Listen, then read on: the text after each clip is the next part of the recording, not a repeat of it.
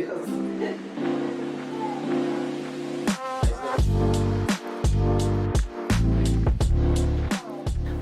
a streetwear designer, fashion designer, and also creative director of my fashion brand, Naivaa. And only recently did I get into now visual art and selling NFTs. It's been quite a journey because I originally started as someone who was interested in doing business. So all my art used to be for Naivaa. Then after some time, I saw that people were actually getting into selling NFTs, and I figured why not make visual art for my own stories, something about like maybe my personal life or things I go through as an artist. Then slowly I transitioned from just producing art for the brand to now I'm just producing art because my art comes from different like experiences. You'll see some aspects of, or you can see the streetwear designer here, you can see the business person here.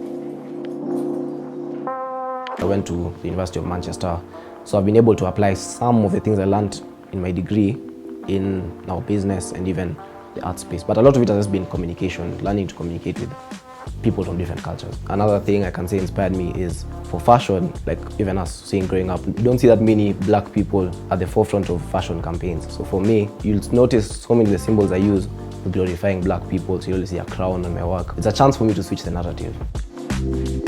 I didn't hear about NFTs till March last year. I dabbled in crypto for a bit, cryptocurrency, but I didn't know about non-fungible tokens, which is now, NFTs.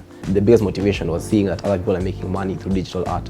But with time, I realized there's so much more. You get connections, you meet new artists, you get to see people's stories. You generally build an actual community online. The beginning was difficult because you're still trying to put your name out there. You're not getting as much reach. I felt like it was hard to get my story out there because I didn't feel like that many people celebrated black art. But over time, I realized it's just a matter of finding the few who do. Now you see marketplaces reposting your work or retweeting your work, and then automatically you get more people look at your work, more followers, and hopefully even a sale. And now we even have a group on Twitter. It's called Mbogia NFT. So yeah, so we have like almost 80 to 100 participants right now. As a platform in its own, it's liberating for artists to now have full ownership of how they sell their work, how much money they make, the royalties they get, because when you sell a piece, eventually someone sells it again, you still get like 10% of each subsequent sale. And that's unheard of in the traditional world.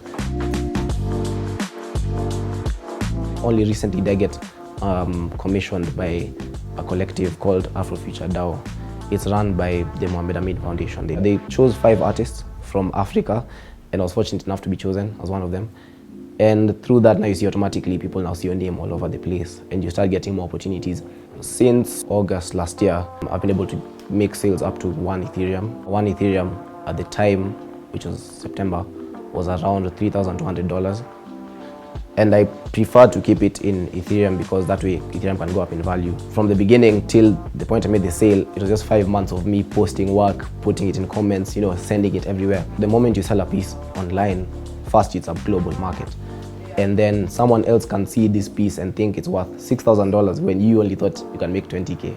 So when I do make my sales, I transfer them from the marketplace to now my wallet now on Binance.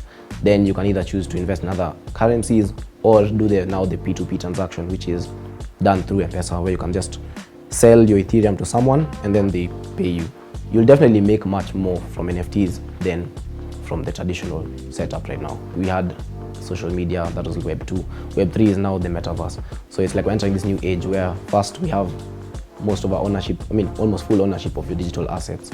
So I think for me, how I could angle it to being something for the future is like, you see how I have my collection of bags or clothes. I can create art, and then whoever buys the art gets an exclusive piece from my clothing line. So that's a way I can find to integrate.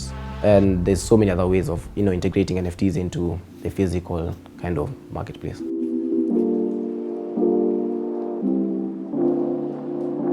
Talk to people, like don't just put your work out there just for the sake of selling. Actually communicate with people, you make collaborations.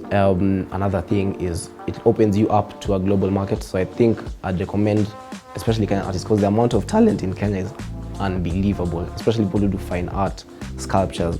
Anything you dabble in can eventually become a digital asset, which you'll benefit from forever. once it's on that blockchain. There's so many things when it comes to cybersecurity that you need to be careful about, the law as well.